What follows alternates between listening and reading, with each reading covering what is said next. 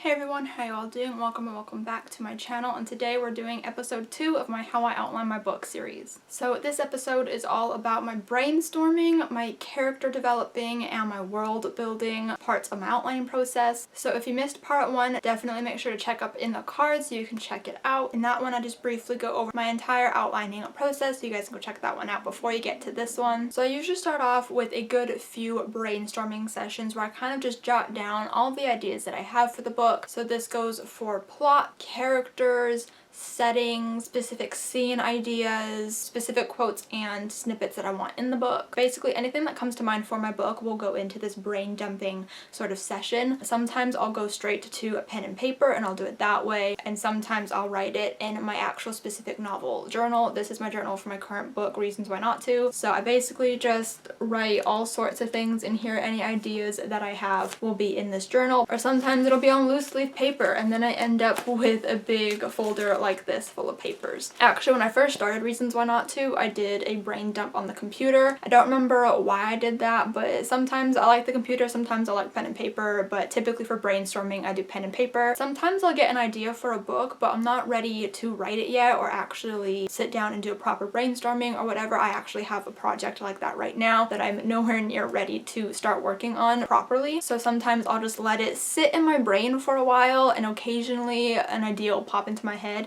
and I'll jot it into the notes section on my phone. My phone is filled with notes for my book, and every so often I'll have to compile them all and write them actually down on a piece of paper so that they don't get lost on my phone, because there have been many times where I'll put it in my phone and then I'll forget that it's there. Another thing that goes into brainstorming my book is using Pinterest. Pinterest is a huge help for so many different things. For character inspiration, trying to figure out what my characters look like. I have so many boards for my characters. I also have a board on my Pinterest called Character Bank, and anytime I see a picture when I'm scrolling through Pinterest that I want for a character one day, or I think might work for a character one day, I will save it into that board to come to later. So sometimes I'll go directly to that board, or sometimes if I know exactly what I want my character to look like, I'll just look up a photo for it. It's also great for settings. I know that I used Pinterest a lot for the inspiration for the bookstore in my story, so I can kind of get vibes and feels for how I wanted the bookstore to be like. And then it's also good just for general aesthetics. I have a lot of aesthetics for my novel just filled with pictures that remind me of the story, remind me of the characters, remind me of certain feelings I want evoked, or colors, or whatever will be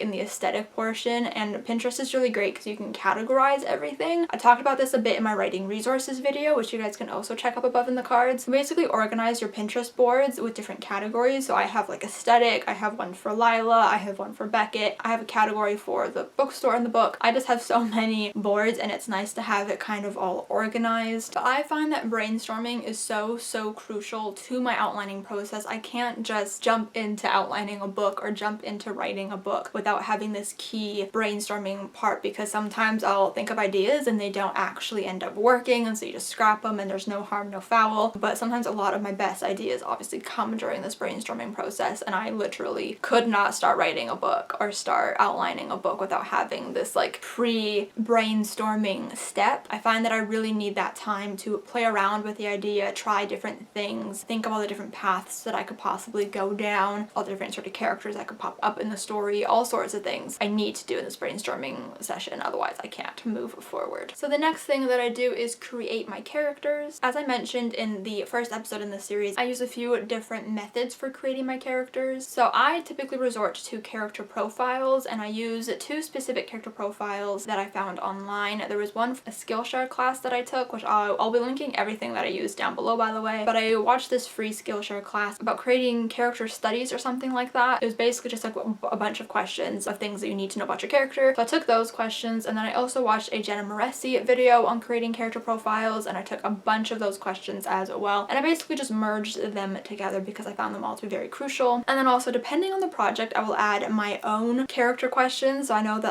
for Reasons Why Not To specifically, I added a category for favorite books and just for things about their social medias, and so I wanted to know these things. So sometimes things are just just different depending on the story. So like for example, The Show Must Go On, instead of favorite books for my main character, it would be favorite musicals. So I basically took these two character profiles that I found online plus my own questions, and I merged them into this kind of master character profile that I use for all of my characters. Granted, sometimes I don't fill them completely out depending on the character. Sometimes if it's a character that doesn't show up very much or isn't too important, I won't answer all of the questions. It just kind of really depends on the character and what that character may require me to know going into the story. I typically start out writing the character profiles on loose leaf paper just so I have more room and I can write more things and kind of mess around with it a little bit, and maybe I can change things later on. And then I go ahead and write them into the specific journal notebook that I have. So this is Lila's. So I printed out a cute picture of Lila that I was using from Pinterest for inspiration. Basically, this is just where I write all of the information on my characters. It goes on for many, many pages. I also write some notes on this page. I have like a piece of paper that has important things, so just things for easy reference. So like little like tics that she has or gestures that she uses a lot, things like that. Something else that's been kind of new that I've added into this character section of my planning is I draw out her bedroom. So this is Lila's bedroom, like a little like floor plan of it, I suppose, just so I could get like a brief idea of it. So when I'm writing the book and I need descriptions of her bedroom, it's all right here that I can refer to. I know the layout of it, and then I put actual details. So I have decor details right here, just what everything looks like. I also have like some smell, touch, and sounds just in case. But basically this is just for me to know what her room looks like so I can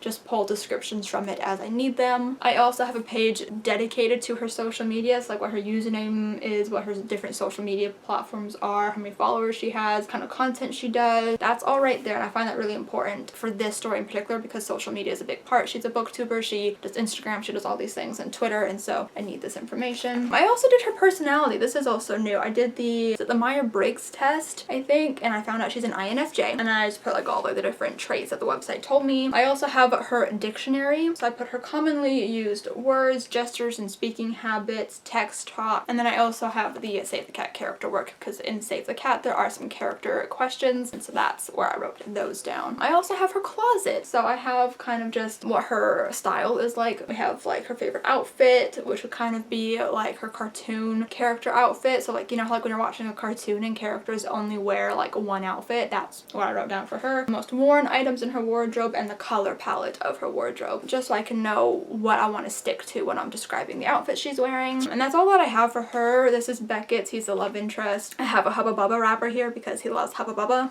I don't know why. But that's basically what I do for characters. But that is basically all that I do for my characters, besides like obviously going onto Pinterest to get the inspiration again. So I'm going to try to leave something down below that has all my character profile questions on it in case you guys want to do the same ones. I'll try to work something out. I don't know what I'm going to do quite yet, but I'm going to try to leave something down below. Either I write it out or put like an actual like Google Doc or something that you guys can check out, just so you guys can see all the questions that I use. So the last part of this episode is world building, and just disclaimer, I gave the same disclaimer in my first episode. I am not great at world building. I write contemporaries, and so I have significantly less world building to do than somebody who's writing a fantasy would have to do. So keep that in mind if you write fantasy. I don't know how helpful this portion will be to you. I write contemporaries, and this is just something that I've been doing recently. There are a few key things that I like to make sure that I do and plan out and know for when I'm writing my book. So for starters, I do try to do world building in terms of my characters' homes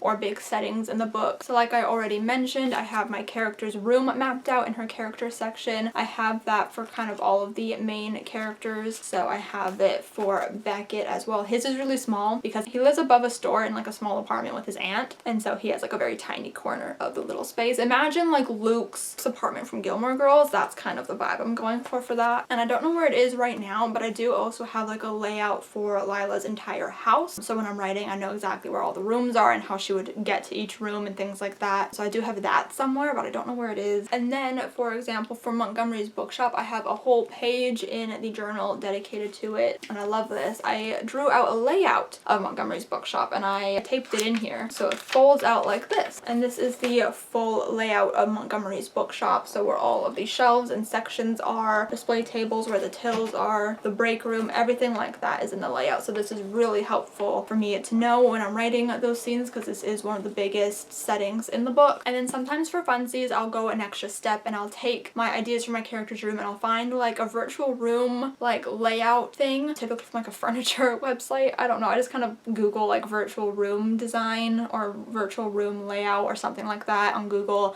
and something will come up. I'll try to find something that I've used and link it down below. I'm not entirely sure if I can find it. And I virtually create my character's bedroom so I can see like a 3D version of what it would look like, and then I'll take screenshots of it. For the show must go on for Ellie's bedroom, I did take a screenshot of those and I put it into Photoshop and I put like specific details of it, which I think is pretty funny, and it was a lot of fun. Like I spent a lot of time doing that, probably more time than I should have, but it was a lot of fun and it gave me a better visual of what her room would look like. So that's just a really fun like extra thing that I like to do that you don't have to do, but I think it's really fun. Also, for reasons why not to, I have a very rough drawing of what her city looks like, which kind of resembles like parts of my city but kind of like altered a little bit. Yeah, and it's not very accurate. It's very bad. So for future, I might just use Google Maps and try to make it more accurate to real life or something. That's like the one part of my world building that I'm really bad at, and so I don't really know how to go about doing that. I said this, I believe, in my first episode, but if you guys have any tips for world building for contemporaries, let me know down below because I'm still learning and it's really hard. So I think that is everything that I have for you guys today. I hope this video was helpful. I don't know if it was much different than the first episode. I hope that it was. If you guys have any questions about my outlining process regarding brainstorming characters or world building, let me know down below and I'll try to answer them for you. Make sure to stay tuned for next week when I will be uploading the third and final episode in this little series where I go actually into depth on my outlining process and how I use Save the Cat to outline my books. But I hope you guys enjoyed this video. If you did, make sure to give it a huge thumbs up. Comment down below a laptop emoji if you stayed till the very end, and also maybe let me know how you guys go about planning out your characters and brainstorming on world building. Let me know down below. Subscribe if you have not yet already, and I'll see you guys next time. Bye!